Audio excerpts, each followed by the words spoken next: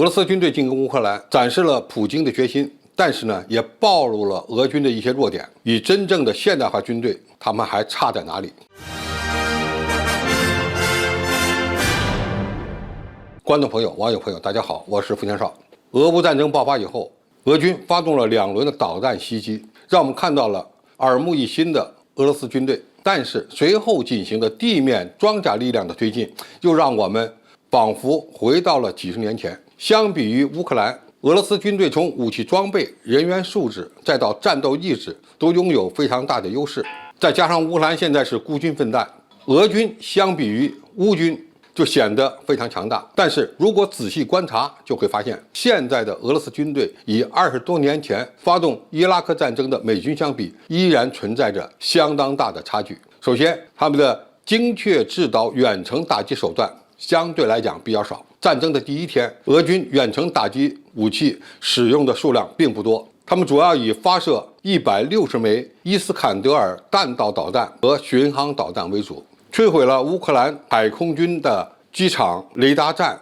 港口等83个目标。83个目标对一场大规模的突击来讲，数量是偏少的。第二，几乎看不到它的空地协同。空军的优势作用呢，没有得到充分的发挥。我们看到俄军的直升机群长驱直入，但是地面部队推进时看不到空军的掩护。虽然偶尔也有几架苏25在装甲机群上空飞过，但是没有看到大规模的空袭。它打机场主要用的还是导弹，而不是作战飞机，更像是一场以地面装甲力量为主的散击战。这种打法相对来讲比较古老。第二，对战场的态势感知能力严重不足，电磁侦察、信息战的能力呢也显得相对较弱。我们知道俄罗斯的地面电子战的设备或者装备还是比较先进的，但是这些装备的移动性比较差，不能够跟上地面装甲部队的快速推进，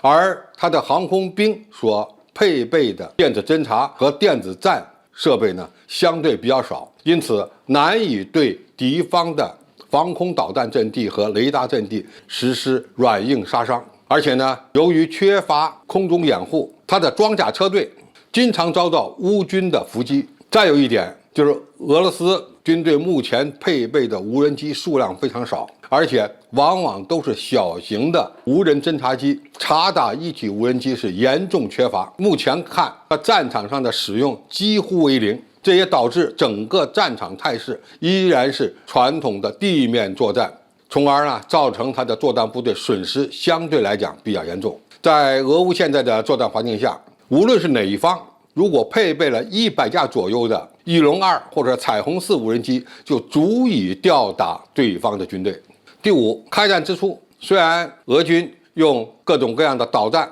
对乌军的指挥控制系统进行了攻击，但是没有能够完全摧毁，从而导致了俄罗斯军队的推进速度被迟滞。开战之初呢，俄军呢确实开展过网络战和心理战，但是从目前的情况看，无论是网络战还是心理战，都没有能够体现出重大的作用。乌克兰军队没有因为心理崩溃而大面积的投降。俄乌战争爆发已经几天了，虽然俄罗斯军队对乌克兰发动的全面战争取得了一定战果，其总体的战略目标应该是基本达到了，但是基于乌克兰军队的作战意识、装备水平和训练水平相对较低，俄罗斯军队在战术上仍然付出了相当大的代价。此次俄罗斯进攻乌克兰，一方面表明了北约和美国的虚弱，谁也不敢也不愿意出手帮助乌克兰，同时呢，也从另外一个侧面证实俄罗斯军队与真正的信息化条件下的现代化军队依然存在着小大的差距。